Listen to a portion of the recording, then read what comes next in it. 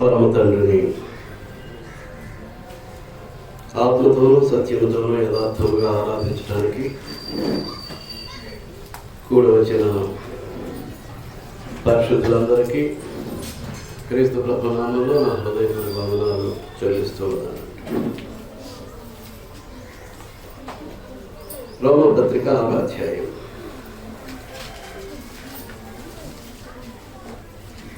17వ వచనం నుంచి మనం చూస్తే, రోమపట్నంలో ఉన్నటువంటి క్రీస్తు ప్రభు యొక్క సంఘంలో ఉన్నటువంటి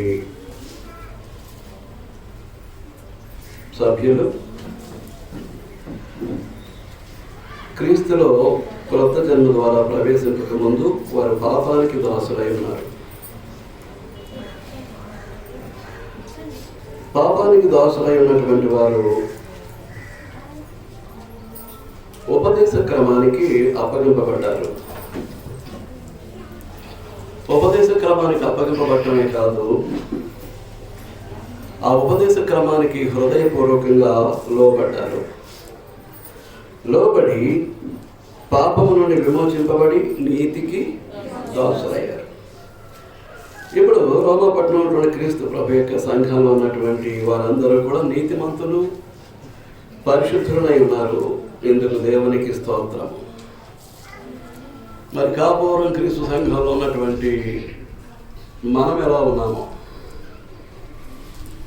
మనము దేవుని దృష్టికి నీతిమంతులమేనా? మనము దేవుని దృష్టికి పరిశుద్ధులమేనా? ఎవరికి వారే వారి జీవితాలను పరిశీలించి పరిశోధించుకోవాల్సినటువంటి బాధ్యత మనందరి మీద ఉంది. ఎలాగో అని మనం ఆలోచన చేస్తే, వారు శరీర విషయంలో బలహీనంగా ఉన్నట్లుగా మనం చూసాం. శరీర సంబంధమైనటువంటి బలహీనతకు వారు లోనై ఉన్నట్లుగా మనం గమనించాం. ఇప్పుడు శరీర సంబంధమైనటువంటి బలహీనత ఏది అని అంటే అక్రమం చేయటం. అక్రమం చేయటానికి శరీరాన్ని అపవిత్రతకు, అక్రమానికి అప్పగించినటువంటి పరిస్థితి. శారీరక అవయవాలను అక్రమానికి, అపవిత్రతకు దాసులుగా అప్పగించినటువంటి పరిస్థితి. అలాంటి పరిస్థితిలో పరిశుద్ధత కలుగుటకై ఇప్పుడు మీ అవయవాల్ని నీతికి దాసులుగా అప్పగించారు అంటూ ఉన్నాడు. పరిశుద్ధత కలిగేటట్లుగా నీతికి దాసులుగా అప్పగించారు. నీతి అని అంటే నేను మరలా చెప్పాల్సినటువంటి అవసరం లేదు. నీతి అంటే ఏంటి? దేవుడు గ్రంథము ద్వారా చెప్పినటువంటి దాన్ని చెప్పినట్లుగా ఆచరించటమే నీతి. దేవుడు గ్రంథము ద్వారా లేక వాక్యము ద్వారా మాట్లాడిన దాన్ని నెరవేర్చలేనటువంటి వారు నీతిమంతులు కాదు. మన దగ్గర నీతి లేనప్పుడు మనం పరిశుద్ధులుగా మలచబడే అవకాశం కూడా లేదు. మనం చెప్పుకోవచ్చు మేము నీతిమంతులమని, మేము పరిశుద్ధులమని మనం చెప్పుకోవచ్చు. కానీ మనలో నీతి లేనప్పుడు మనం నీతిమంతులుగా చెప్పుకోవటం వల్ల ప్రయోజనం లేదు. పరిశుద్ధత లేనప్పుడు పరిశుద్ధులమని చెప్పుకోవటం వల్ల ప్రయోజనం లేదు. ముఖ్యంగా ఏంటంటే నీతికి పరిశుద్ధతకు ఉన్నటువంటి ఆ సంబంధాన్ని, అనుబంధాన్ని మనం గుర్తించవలసినటువంటి అవసరత మన మీద ఉంది. మీరు అర్థమవుతుందా? నూతనముగా జన్మించినటువంటి సందర్భంలో, అనగా బాప్తిసం పొందినటువంటి సందర్భంలో ప్రభు యొక్క పరిశుద్ధ రక్తంలో మన ప్రతి పాపాన్ని కడిగినటువంటి దేవుడు. కాలగమనంలో క్రీస్తు శరీరమైనటువంటి క్రీస్తు సంఘంలో సభ్యులుగా కొనసాగేటటువంటి మనం భవిష్యత్తులో ఏ తప్పు చేయకుండా, ఏ పాపము చేయకుండా దేవుడు జాగ్రత్త తీసుకున్నాడు. అదేంటి అని అంటే దేవుని వాక్యం అనేటటువంటి ఉదకంలో అనుదినము, అనుక్షణము కూడా స్నానమాడేటటువంటి పరిస్థితి. మన పరిశుద్ధతను, పవిత్రతను, నీతిని కొనసాగించుకునేటటువంటి పరిస్థితి.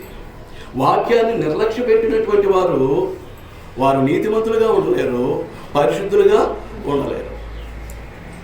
అంచేతనే అనుదినము, అనుక్షణము కూడా వాక్యం అనే నీటిలో ఆత్మ సంబంధమైనటువంటి స్నానాన్ని దేవుడు మనకు ఏర్పాటు చేశాడు.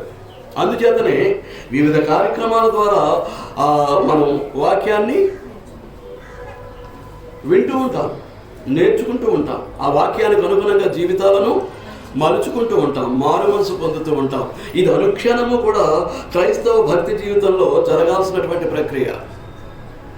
దాన్ని నిర్లక్ష్య పెట్టడానికి వీలు లేదు. ఒకవేళ కార్యక్రమానికి మధ్యలో కనుక ఉన్నటువంటి రోజుల్లో వాక్యం ప్రబోధింపబడటానికి అవకాశం లేనప్పుడు అక్షర జ్ఞానం కలిగినటువంటి ప్రతి ఒక్కరూ కూడా అనుదినము కూడా వాక్య పఠనం చేసుకునే భాగ్యాన్ని దేవుడు అనుగ్రహించాడు. మరి అక్షర జ్ఞానం కలిగినటువంటి వారు ఎంతవరకు దేవుని యొక్క వాక్యాన్ని అనుదినము కూడా చదవటానికి సమయాన్ని కేటాయిస్తూ ఉన్నారు అనేటటువంటిది వారికి వారే ఆలోచించుకోవాల్సినటువంటి అవసరం ఉంది. మీకు అక్షర జ్ఞానం లేనటువంటి వారు చాలామంది ఉన్నారు ఇదే సంఘంలో. మీకు అక్షర జ్ఞానం కలిగింది అని అంటే ఆ అక్షర జ్ఞానాన్ని దేవుడు ఎందుకు ఇచ్చాడు? దేవుని యొక్క పరిశుద్ధ గ్రంథాన్ని చదవడానికి మాత్రమే ఇచ్చాడు అనేటటువంటి సంగతిని మీరు గ్రహించుకోవాల్సినటువంటి అవసరం ఉంది. కొంతమంది ఏం చేస్తుంటారంటే దేవుని వాక్యాన్ని చదువుతూ ఉంటారు, వాక్యానికి విరుద్ధంగా వక్రంగా ఆలోచిస్తూ ఉంటారు. ఏం చేద్దామంటే వారికి నచ్చనటువంటిది, వారికి ఇష్టం లేనటువంటిది అక్కడ దేవుడు ఏదో మాట్లాడతాడు. ఆ మాట్లాడిన దాన్ని ఏం చేస్తూ ఉంటారు అన్నమాట అండి, వారికి అనుకూలంగా వంకరగా మరి చేసుకోవడానికి ప్రయత్నం చేస్తూ ఉంటారు. ఇది కూడా కుదరదండి. అది మన యొక్క నీతికి పరిశుద్ధతకు దోహదపడేది కాదు. మీకు అర్థమవుతుందా? అంచేత పరిశుద్ధత కలుగుటికై ఇప్పుడు మీ అవయవములను నీతికి దాసులుగా అప్పగించుడి. ఎంతవరకు ఎలా వచ్చాడు? పాస్ట్ టెన్స్లో వచ్చాడు, భూతకాలంలో మాట్లాడాడు. మీరు పాపములకు దాసులై ఉంటిరి. తర్వాత ఏమన్నాడు? నీతికి దాసులైతిరి. ఈ వచనాలు ఏ కాలంలో కనిపిస్తూ ఉన్నాయి? భూతకాలంలో కనిపిస్తూ ఉన్నాయి. కానీ పరిశుద్ధత కలుగుటకై ఇప్పుడు మీ అవయవములను నీతికి దాసులుగా అప్పగించుడి ఏ కాలంలో కనిపిస్తుంది? భవిష్యత్ కాలంలో కనిపిస్తుంది, ఫ్యూచర్ టెన్స్లో ఉంది అది. కనుక ఈ ప్రక్రియ పరిశుద్ధత కలిగేటట్లుగా నీతికి దాసులం అయ్యేటటువంటి కార్యక్రమం మన మరణ పర్యంతము కూడా మనం కొనసాగించవలసినటువంటి బాధ్యత మన మీద ఉంది. నీతి లేకపోతే పరిశుద్ధత లేదు. నీతి లేనివాడు దేవుని వాక్యాన్ని అనుసరించడు, చదవడు, అనుసరించడు. మీకు అర్థమవుతుందా? దేవుని సన్నిధికి వచ్చినా సరిగా వెళ్ళు, దాన్ని గ్రహించుకోడు, ఆ వాక్యాన్ని అనుసరించి జీవించడానికి ఇష్టపడ్డాడు.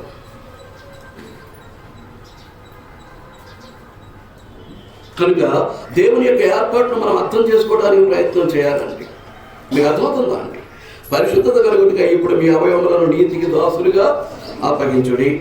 మీరు పాపములకు దాసులై ఉంటేరి, దాసులై ఉన్నప్పుడు నీతి విషయమే నిర్బంధము లేని వారై ఉంటేరి.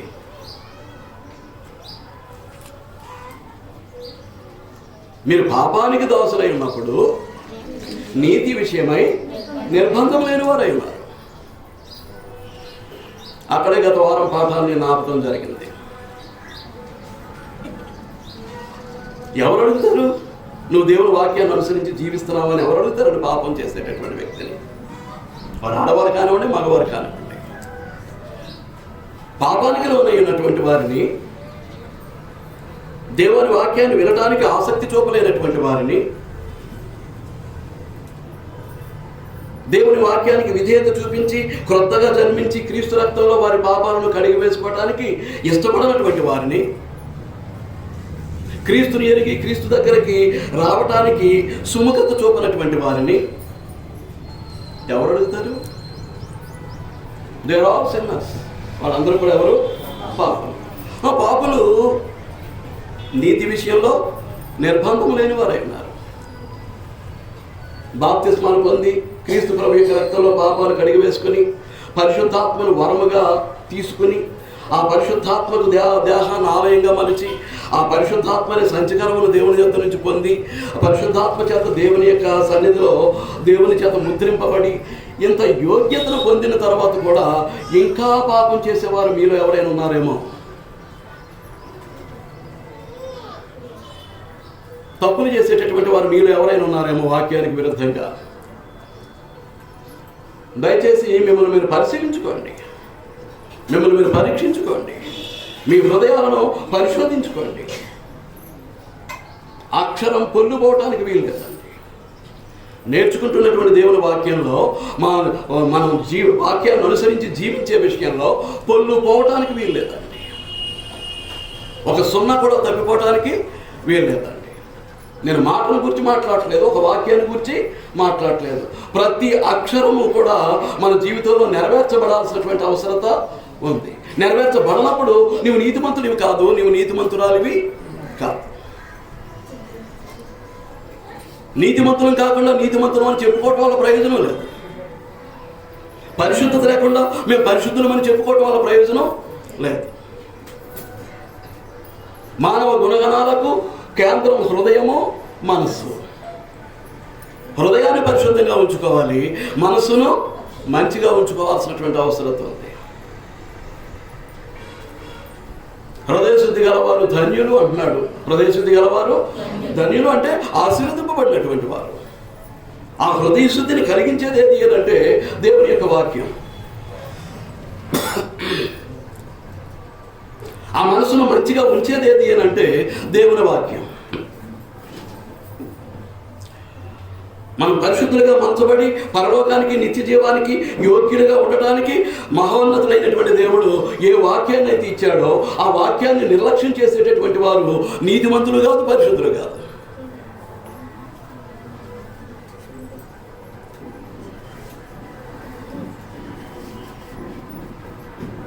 మీ జీవన విధానాన్ని పరిశీలించుకుంటూ మీరు ఎవరో ఆలోచించుకుంటూ ఉన్నారని నేను భావిస్తూ ఉన్నానండి. ఎందుచేతను అంటే పాపానికి దాసులైనటువంటి వారు నీతి విషయమై నిర్బంధం లేదు. ఈ తప్పుడు మాట ఎందుకు మాట్లాడమని అడగటం వల్ల ప్రయోజనం లేదు. ఈ తప్పుడు పని ఎందుకు చేశావు అనేటటువంటిది అడగటానికి అవకాశం లేదు. ఈ దుర్నీతి క్రియను, ఈ దుర్నీతిలో నువ్వెందుకు నీ జీవితాన్ని నడిపించుకుంటూ ఉన్నావు, ఈ దుర్నీతి క్రియను చేస్తూ అని అడగటం వల్ల ఏమైనా ప్రయోజనం ఉందా అండి? వాడి జీవన విధానమే అది. ఏం చేతనంటే వాడు పాపానికి దాసుడు, ఆమె పాపానికి దాసురాలు. ఈ పాపానికి దాసులైనటువంటి వారు నీతి విషయంలో నిర్బంధం లేని వారై ఉన్నారు. వారు ఎన్ని వందల సార్లు, వేల సార్లు నీతిని తప్పినా దేవుడు పట్టించుకోడు. భూమి మీద ఉన్నటువంటి మనుషులు కూడా ఇదేంటి అని అడగడానికి సరిపడు. వారు నీతి మారినటువంటి వారు, దుర్నీతి పరులు, స్వనీతి పరులు. కనుక వారు ఎలా ఉన్నారంటే పాపానికి దాసులై ఉన్నప్పుడు నీతి విషయమై నిర్బంధం లేని వారై ఉన్నారు. అప్పటి క్రియల వలన మీకు ఏమి ఫలము కలిగాను? రోమాపట్నంలో ఉన్నటువంటి క్రీస్తు ప్రభు యొక్క సంఘంలో ఉన్నటువంటి పరిశుద్ధులను పరిశుద్ధాత్మ పూర్ణుడైనటువంటి పౌలు ప్రశ్నిస్తూ ఉన్నాడు. ఏమని? అప్పటి క్రియల వలన, మీరు పాపానికి దాసులై ఉన్నప్పుడు మీరు చేసినటువంటి క్రియల వలన మీకు ఏమి ఫలం కలిగింది? క్రీస్తులోనికి కొత్త జన్మ ద్వారా ప్రవేశింపక ముందు, నూతన సృష్టిగా మార్చబడక ముందు పొగ త్రాగేవారిగా ఉండొచ్చు, మత్తు పానీయాలు సేవించేవారుగా ఉండొచ్చు, జోదవాడేవారిగా ఉండొచ్చు, వ్యభిచరించేవారిగా ఉండొచ్చు, దొంగలుగా ఉండొచ్చు, మోసగాండ్రులుగా ఉండొచ్చు, అబద్ధికులుగా ఉండొచ్చు, ఎలాగైనా ఉండొచ్చు. ఇప్పుడు బాప్తిసం పొంది క్రీస్తు రక్తంలో పాపాలు కడిగి వేసుకొని దేవుని రాజ్యమైనటువంటి క్రీస్తు సంఘ సభ్యులుగా మనం మలచబడిన తర్వాత దేవునితో కుదుర్చుకున్నటువంటి నిబంధన సంబంధాన్ని దేవునికి మహిమకరంగా వాక్యానికి లోబడి కొనసాగించుకుంటూ ఉండగా అప్పటి క్రియలను జ్ఞాపకం చేసుకుంటే మీకేంటి ప్రతిఫలం కలిగింది? ఏం ఫలం కలిగింది ఆ క్రియలను జ్ఞాపకం చేసుకుంటే? పొగ త్రాగడం వల్ల మీకేంటి? మత్తు పానీయాలు సేవించడం ద్వారా ఏంటి? గుట్కాలు, కైనీలు, పాన్ పరాకులు బొగ్గలు పెట్టుకుని మత్తులో తేలిపోవటం వల్ల అవి జ్ఞాపకం చేసుకుంటే మీకేమవుతుంది? ఏమనిపిస్తుంది మీ హృదయంలో? జోదవాడితే ఏమనిపించింది? వ్యభిచరిస్తే ఏమైపోయింది?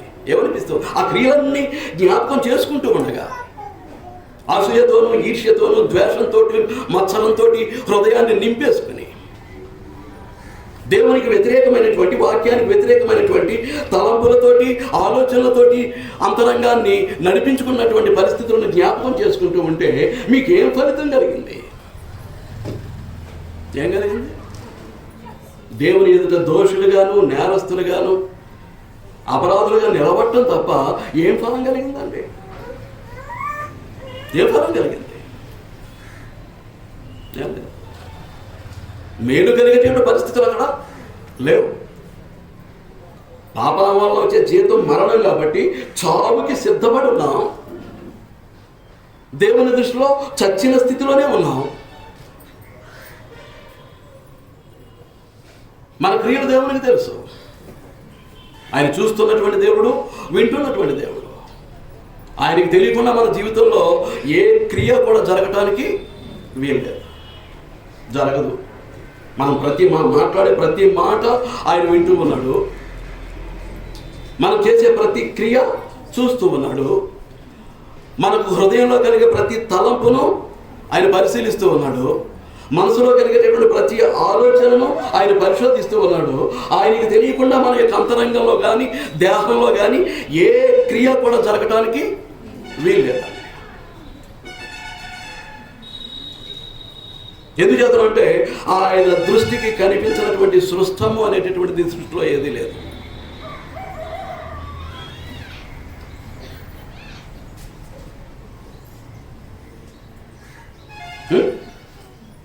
పెట్ట కడుపులో రెట్ట, మనిషి కడుపులో మాయ ఎవరికి తెలుసు అంటారు.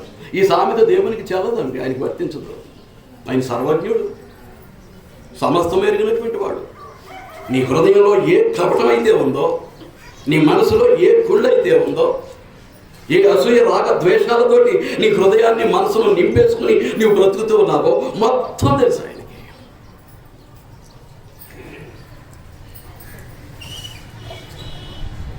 కనుక ఏ ఫలం కలిగింది? మీ గత జీవితంలో మీరు జీవించినటువంటి పాప జీవితాన్ని బట్టి, పాపపు మాటలను బట్టి, పాపపు క్రియలను బట్టి, ఎప్పటికీ మారు మనసు పొందలేనటువంటి ఆ దుస్థితిని బట్టి ఏ ఫలితం కలుగుతూ ఉంది? నీతిమంతులైనటువంటి వారు, పరిశుద్ధులైనటువంటి వారు ఆలోచించవలసినటువంటి అవసరం ఉందండి.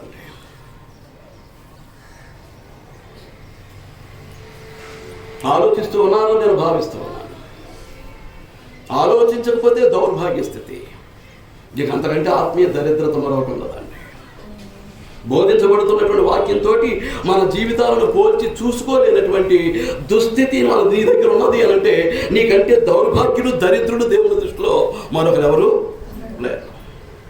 దేవుని దృష్టిలో నీకంటే దౌర్భాగ్యురాలు, దరిద్రురాలు, ఆత్మ సంబంధమైనటువంటి జీవితంలో మరొకరెవరు ఉండరు.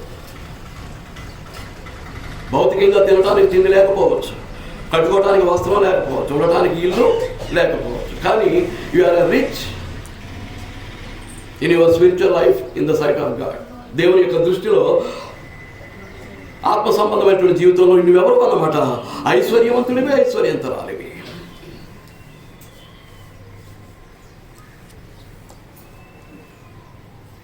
తినడానికి తిండి లేకపోయినా, కట్టుకోవడానికి వస్త్రం లేకపోయినా, ఉండడానికి నీడ లేకపోయినా, తన యొక్క మరణ సమయం ఆసన్నం అయ్యేసరికి ఏ దేవుడైతే ఇద్దరు దేవదూతలను పంపించి పాతాళంలోనికి పడకుండా నోరు తెరుచుకుని లాజరు యొక్క ఆత్మను మింగటానికి వస్తున్నటువంటి పాతాళాన్ని తప్పించి పరదేశకు తీసుకువెళ్ళడానికి దేవుని చేత దేవదూతలు ఏర్పాటు చేయబడ్డారో అది స్థితి. భౌతికంగా ఏం సంపాదించుకున్నాం అది కాదు. భౌతికంగా లోకంలో ఎంత పేరు సంపాదించుకున్నాం అది కాదు. లోకంలో ఎంత ఉన్నతంగా బ్రతికాం దాంతో దేవుడికి పని లేదు. లోకంలో మనుషుల మధ్యలో ఏదైతే ఘనముగా ఎంచబడుతూ ఉందో అది దేవుని దృష్టికి అసహ్యం.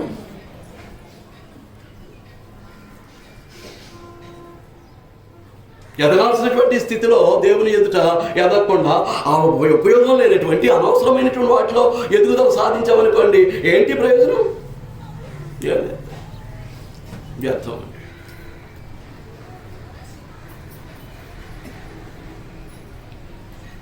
సూర్యుని కింద ఈ భూమి మీద ఉన్నటువంటిది అంతయు కూడా వ్యర్థము వ్యర్థము వ్యర్థమని అనుభవించినటువంటి వాడు సొలొమోను చెప్తూ ఉండగా ఆ వ్యర్థంలో నేను ఒక భాగం అవుతాను. ఆ వ్యర్థమైనటువంటి దాంట్లో మీరొక భాగం అవుతుంటారు.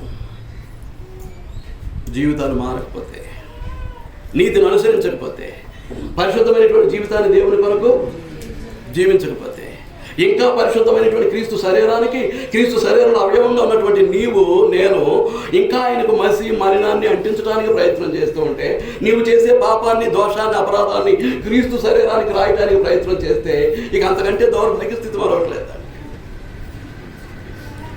కనుక గత క్రియలను క్రీస్తులోనికి ప్రవేశింపక ముందు,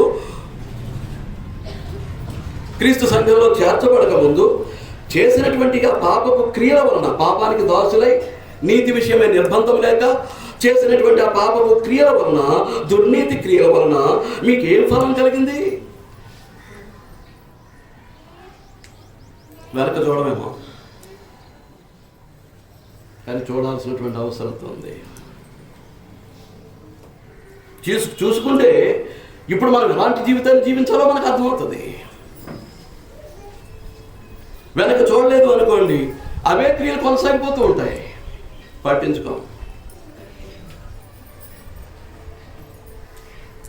పట్టించుకోకపోతే బాప్తిసం పేరు మీద 100 సార్లు మునిగినా, 1000 సార్లు మునిగినా, 1,00,000 సార్లు మునిగినా దేవుని దృష్టికి నువ్వు పాపివే. క్రీస్తు యొక్క రక్తం నీ పాపాన్ని కడిగే పరిస్థితులు లేవు. క్రీస్తు యొక్క రక్తం నీ హృదయం మీద, నీ మనసు మీద ప్రోక్షించబడటానికి అవకాశం లేదు.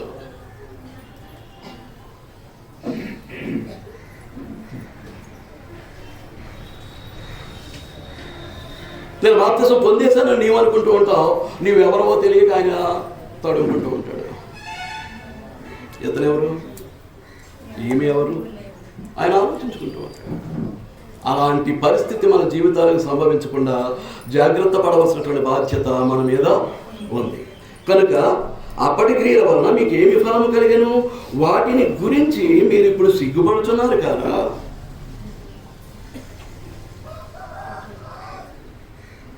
త్రాగుబోతులు, పొగ త్రాగేవారు, మత్తు పానీయాలు సేవించేవారు, ఇద్దరు త్రాగుబోతులే. వాడు పొగ తాగుతాడు, వెళ్ళి పానీయం తాగుతాడు. ఎవడ ఆనందం వాడిది.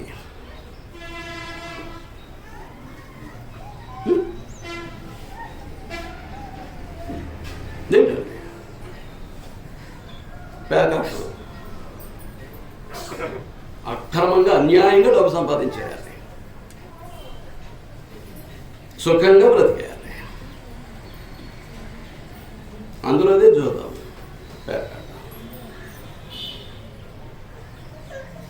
దొంగతనం, ఎదుటివారిని మోసం చేయటం, అబద్ధాలు ఆడటం, ఇదంతా కూడా ఏంటంటే దుర్లాభాపేక్షతో చేసేటటువంటి పనులు.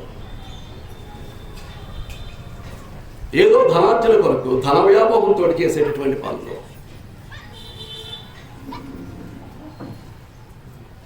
దేవుడిచ్చిన ఆదాయానికి తగినట్లుగా దేవుని సన్నిధిలో స్పందించకపోవడం కూడా, అది కూడా దేనికి ఎందుకు వచ్చేస్తుంది? దుర్లాభాపేక్ష, ధన వ్యామోహం, లోభత్వం.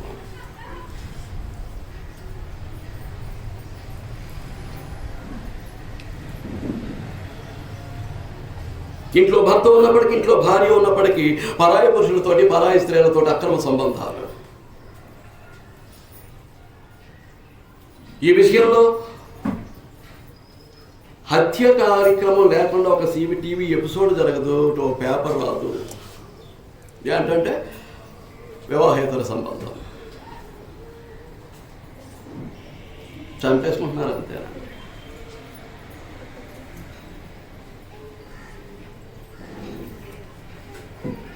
చెప్పాను కదా, వివాహం కాని వారి మధ్యలో ఏంటది? జాగ్రత్తం, కామ్యూనికేషన్.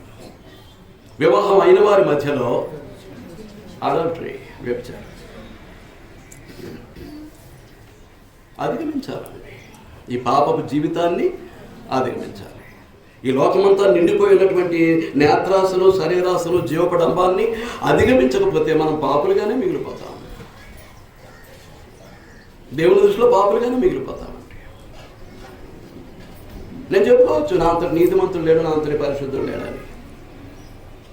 మరి దేవుని దృష్టిలో who I am in the God's sight, దేవుని దృష్టిలో నేనేంటి? ఈ జీవితం దేవుని కొరకు తప్ప మనుషుల కొరకు కాదు. ఈ సంగతిని మనం గుర్తించవలసినటువంటి అవసరం ఉంది. చస్తే దేవుని దగ్గరికే వెళతాం, ఆ తర్వాత నిర్ణయిస్తాడు నరకమా పరలోకమా అనేటటువంటిది.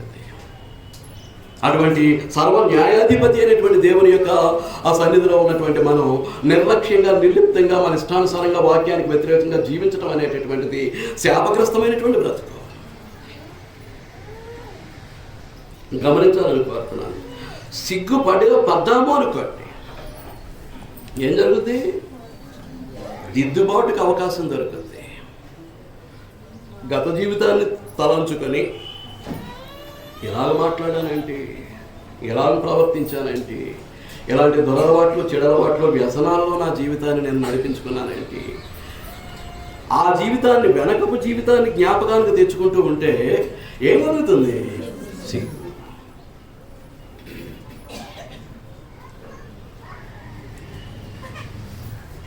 సిగ్గు కలిగింది అని అంటే it is the right time for the repentance. మారు మనసు పొందడానికి ఆ సిగ్గు ఏం చేస్తుంది అనమాట అండి, దోహదపడుతుంది, కారణభూతం అవుతుంది, హేతు అవుతుంది.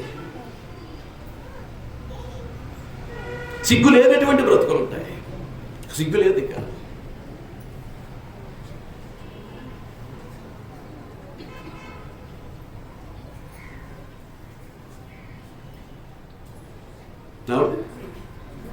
ఇక సిగ్గు లేనటువంటి వారు జగముండిలో మాట్లాడి మార్చుకొని బ్రతుకులు.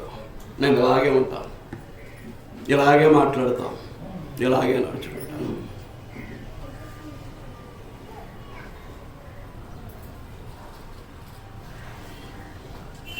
అవునండి, భాష రాదు,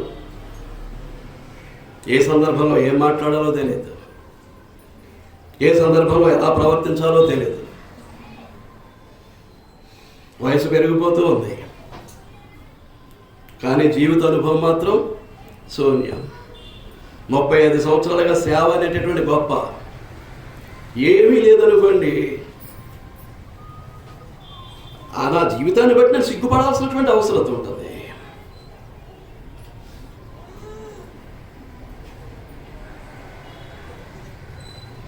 ఏం చేయాలండి? ఇంతకాలం సేవని గొప్పలు పోతున్నాను చూశారు, దాన్ని బట్టి ఏం చేయాల్సి ఉంటుంది? ఏం చేయాల్సి ఉంటుంది? సిగ్గుపడితే జీవితాన్ని మార్చుకోవడానికి అవకాశం ఉంటుంది. భాష నేర్చుకోవచ్చు, ఎక్కడ ఎలా మాట్లాడాలో నేర్చుకోవచ్చు, ఎక్కడ ఎలా ప్రవర్తించాలో నేర్చుకోవచ్చు. నీకు దురలవాట్లు, చెడు అలవాట్లు, వ్యసనాలు అనుకోండి, చూద్దాం మన జీవితాన్ని. ఎంత వాక్యాన్ని వింటున్నా అసూయ, ఈర్ష్య, ద్వేషము, మత్సరము ఈ లక్షణాలను విడిచిపెట్టట్లేదు అనుకోండి, చూసుకోవాల్సినటువంటి అవసరం ఉంది.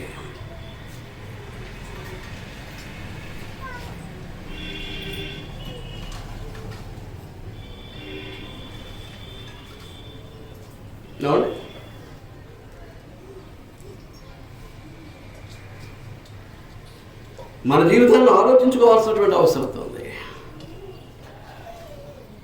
ఏం జరిగింది? సిగ్గు. గత జీవితంలో మాట్లాడినటువంటి మాటల తీరు, గత జీవితంలో ప్రవర్తించినటువంటి ప్రవర్తన తీరు, గత జీవితంలో ఉన్నటువంటి అలవాట్ల తీరు, ఇదంతా చూసుకుంటూ ఉంటే ఇప్పుడు ఏం జరుగుతుందండి? సిగ్గు. సిగ్గు అనేటటువంటిది ఏమంటున్నాను? The feeling of the shame. It is the way to repentance. నువ్వు ఎప్పుడైతే సిగ్గుపడుతున్నావో అది మారు మనసుకు దారితీస్తుంది, బ్రతుకులు దిద్దుకోవడానికి అవకాశాన్ని ఇస్తుంది. సిగ్గు లేని వారు ఉన్నారు, సిగ్గుపడరు.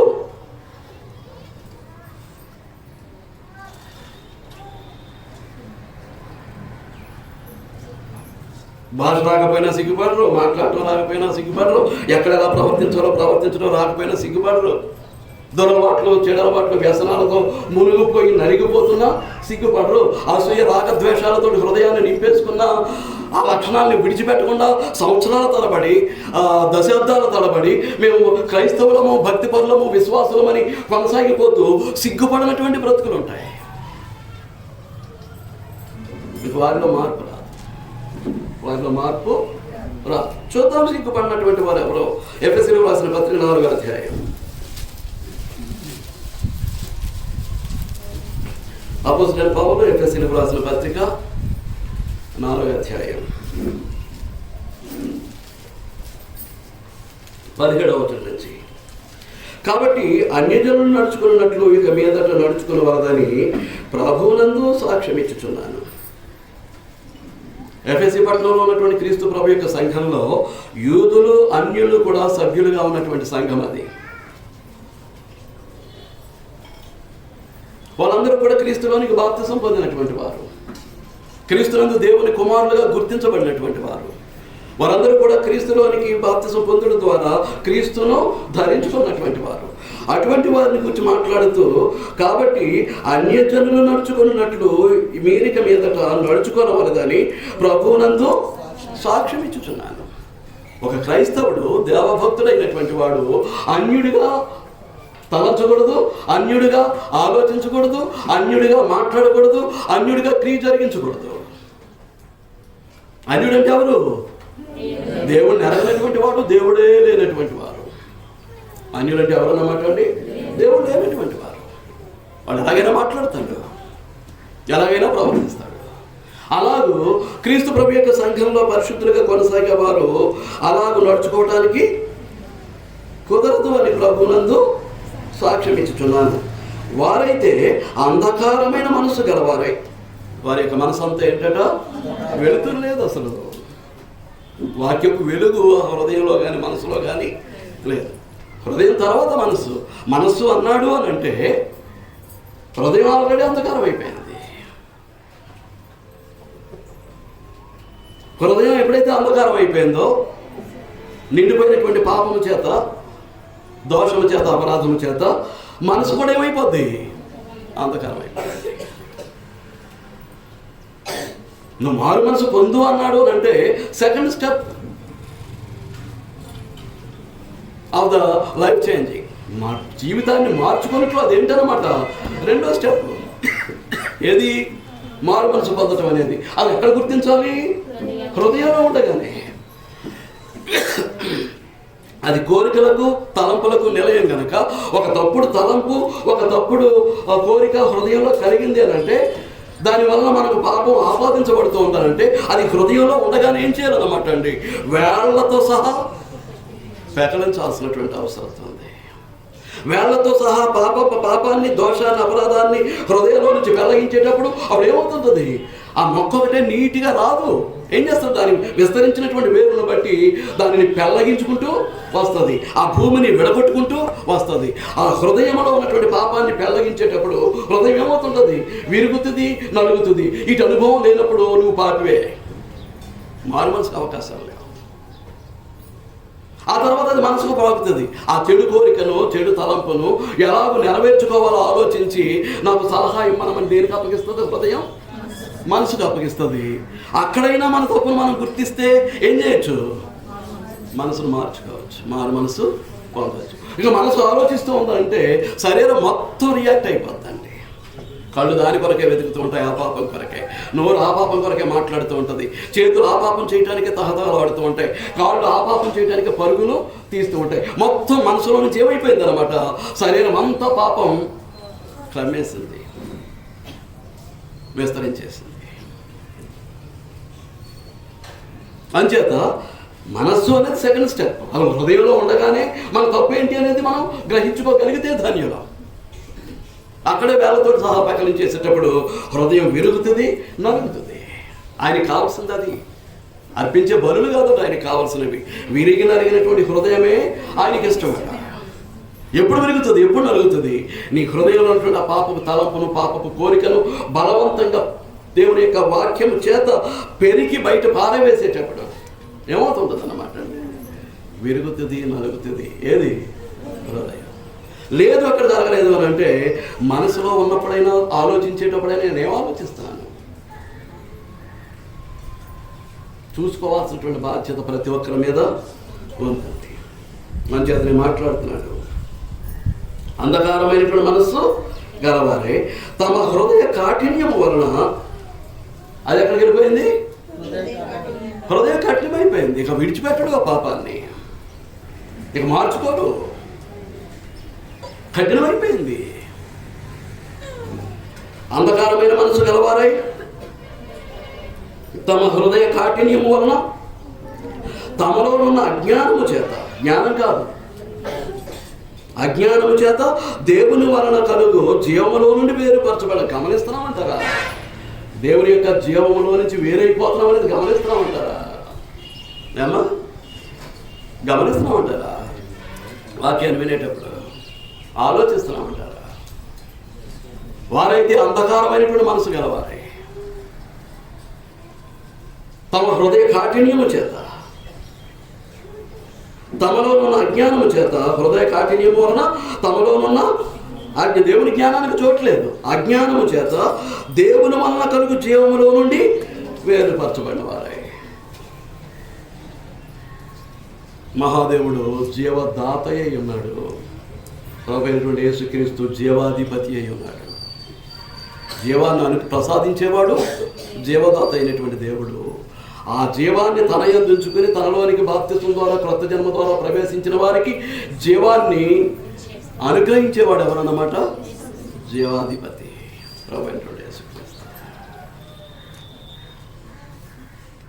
ఆయనలో జీవం ఉండెను, ఆ జీవం మనుషులకు వెలుగై ఉండెను. అది ప్రకాశిస్తూ ఉండగానే లోకము దాన్ని గ్రహించట్లేదు. మనం గ్రహించుకున్నామా? నామకార్థంగా ఈ విశ్వాస భక్తి జీవితాన్ని కొనసాగించేసుకుంటున్నామా? ఆలోచించుకోవాల్సినటువంటి అవసరం ఉంది. జీవంలో నుండి వేరుపరచబడి ఇంకేముంది? జీవంలోంచి వేరైపోయిన తర్వాత ఏముందండి? నథింగ్, ఏం లేదు. జరిగిపోయింది అది. కానీ మేము ఈ జీవితాన్ని పరిశీలించుకోండి. మన మనసు అంధకారమైందా? మన హృదయం కఠినమైపోయిందా? మనలో అజ్ఞానమే ఉందా? ఆ అజ్ఞానము చేత దేవుని వల్ల కలిగినటువంటి జీవములో నుంచి వేరుపరచబడిపోయామా? ఏంటండి? ఇక అక్కడి నుంచి హృదయంలో ఉన్నది వ్యర్థం, మనసులో ఉన్నది కూడా వ్యర్థమే. ఆ వ్యర్థతను అనుసరించి నడుచుకొనిచున్నామా? తమ మనసులకు కలిగిన వ్యర్థతను అనుసరించి నడుచుకొనిచున్నారు. నడుచుకుంటున్నావా? ఆలోచించుకోండి. లేదు అని చెప్పడానికి నేను ఇష్టపడినా. ఏ ఒక్కరి జీవితంలో లేదు అనడానికి అవకాశం లేదండి. హృదయంలో మనసులో ఎక్కడైనా ఏ మూలలోనైనా ఉన్నదేమో పరిశీలించుకుంటే ధన్యం, దిద్దుబాటుకి అవకాశం ఉంది. లేదు అనుకుంటే ఇంకా ప్రయత్నం ఉండదు. ఇంకా ప్రయత్నం ఉండదు. అది అలా కొనసాగుతూనే ఉంటుంది. ఏది? ఆ అంధకారమైనటువంటి మనస్సు, హృదయ కాఠిన్యం, అజ్ఞానం, మనసులో ఉన్నటువంటి వ్యర్థతను అనుసరించేటటువంటి విధానం. వ్యర్థాన్ని అనుసరించేవాడు వ్యర్థుడు కాకపోతే, వ్యర్థురాలు కాకపోతే ఎవరండి? పైకి దేవుని కుమారులు కుమార్తెలు, కానీ జీవితం అంతా వ్యర్థమే. అటువంటి వారు సిగ్గులేని వారై ఉండి దీనికోసం అంత చూడాల్సి వచ్చింది. అటువంటి వారు అందరూ కూడా ఎవరట? సిగ్గులేదు. సిగ్గులేని వారై ఉండి నానా విధమైన అపవిత్రతను అత్యాశతో జరిగించుటకు తమను తామే కాముకత్వమునకు అపవిత్రం. మళ్ళా వచ్చింది జారత్వము, వ్యభిచారము, కామాతురత, కామాభిలాష, కాముకత్వం అంటే ఏంటన్నాను? కాముకత్వం అంటే ఏమిటన్నాను? ద లస్ట్ఫుల్ ప్యాషన్స్, దురాశతో నిండిపోయినటువంటి అత్యాశ.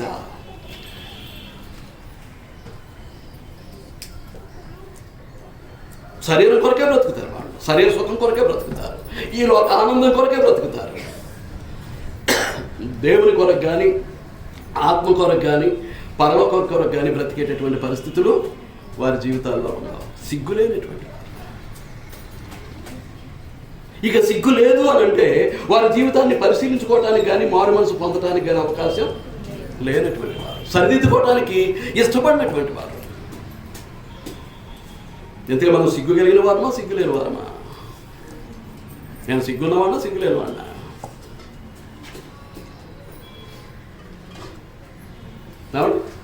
నేను ఎవరిని? మీరెవరు? సిగ్గు కలిగిన వారా, సిగ్గు లేని వారా? సిగ్గు లేని వారు మార్చుకోవడానికి ఇష్టపడరు, దిద్దుబాటును కోరుకోరు, పరివర్తన చెందరు. కానీ సిగ్గు కలిగిన వారు గత జీవితంలో నేను చేసినటువంటి క్రియలను బట్టి, నేను మాట్లాడిన విధానాన్ని బట్టి నాకు సిగ్గు కలిగింది కనుక I want to change my life. I want to change my words, I want to change my deeds. నా మాటలు మార్చుకుంటాను, నా క్రియలు మార్చుకుంటాను, నా జీవన విధానాన్ని నేను మార్చుకుంటాను. నా కలిగిన సిగ్గును బట్టి I want to change my life style. నా జీవిత విధానాన్ని ఏం చేస్తాను? మార్చుకుంటాను. దేనికి అనుకూలంగా?